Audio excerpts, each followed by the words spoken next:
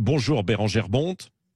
Bonjour Patrick Roger. Alors la Première ministre assigne votre éditeur en justice pour retirer du livre, qui est déjà sorti le 4 mai, des passages, certains extraits qui concernent sa vie personnelle. Est-ce que vous êtes surprise, vous-même, par cette demande, puisque vous avez mené l'enquête ? Ah oui, je pense que je le suis probablement autant que vous et autant que les gens qui nous écoutent. C'est-à-dire que, surprise par le timing, ça fait plus de 2 semaines qu'elle avait l'ouvrage.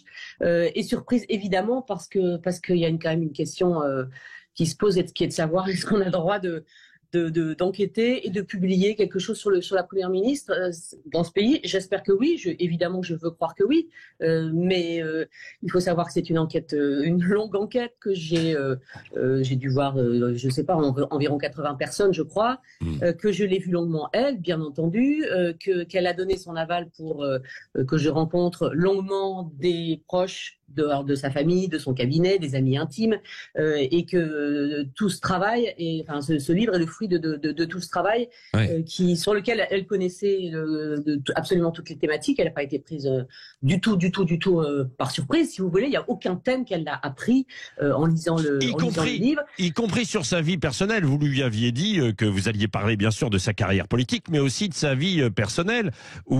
Et c'est là où ça pose problème, visiblement. Ouais.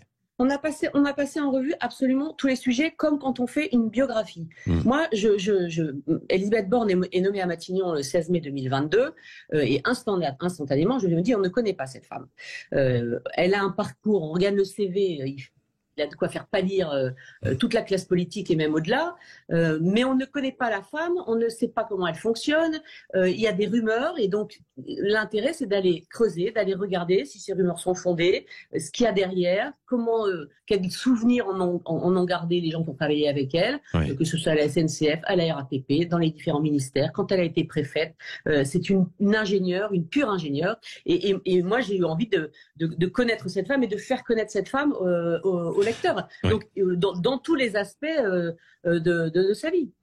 Et là, ce qui pose problème, c'est que quand elle parle quand on parle de son compagnon, c'est ça, qui ne serait plus son compagnon. C'est un peu ça le problème ou pas? Alors, si votre question est de savoir si la justice va se pencher évidemment sur ce qui gêne la Première ministre, mais si vous parlez du compagnon, Elisabeth Borne, en arrivant à Matignon, a révélé l'existence elle-même de ce compagnon. Quand on prétend vouloir contester des questions autour de la vie privée, c'est quand même étrange de soi-même mettre dans le débat public l'existence d'un compagnon. Elle le fait pour des raisons que beaucoup de gens connaissent. Vous vous souvenez peut-être qu'elle avait donné une interview à Tétu, le magazine très identifié de la communauté homosexuelle, pour démentir des rumeurs d'homosexualité. Mais elle pouvait s'arrêter là. Moi, le démenti terminé, pour moi, clôt l'histoire. C'est pas le sujet. Mais elle ajoute, j'ai un compagnon. Donc, vous faites la biographie, vous cherchez qui est ce compagnon. Enfin, bien sûr. Personne ne pourra dire que ça n'est pas important. Et ensuite, on voit. Il se trouve que s'il avait été boucher-charcutier, et j'adore la boucherie, ou moniteur de voile, fin d'histoire. Sauf que cet homme avait un profil très politique, qu'il est très engagé à gauche dans une grosse association qui a appelé à la manif pour tous, etc. Il se trouve aussi qu'elle l'a embauché à la RATP quand elle était présidente de la RATP. Donc tout ça, et qu'ils avaient été ensemble, ça c'est sûr. Où en sont-ils aujourd'hui? Moi, ce que je sais, c'est que elle a été photographiée l'été dernier, quand elle était première ministre, en vacances, par Closer, elle n'était pas paparazzi. Matignon dit que les photos sont volées. En tout cas, Matignon m'a bien confirmé que cet homme était son compagnon. Sauf que cet homme, sur son blog, dit qu'il est paxé avec une autre femme depuis 2 ans.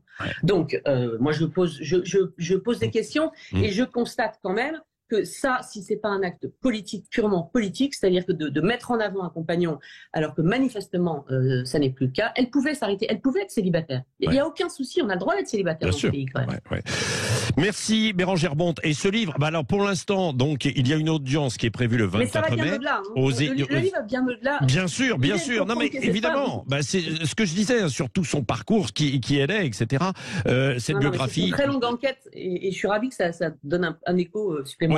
Oui. L'Archipel, donc c'est aux éditions de l'Archipel. En attendant, il est toujours en vente avant l'audience.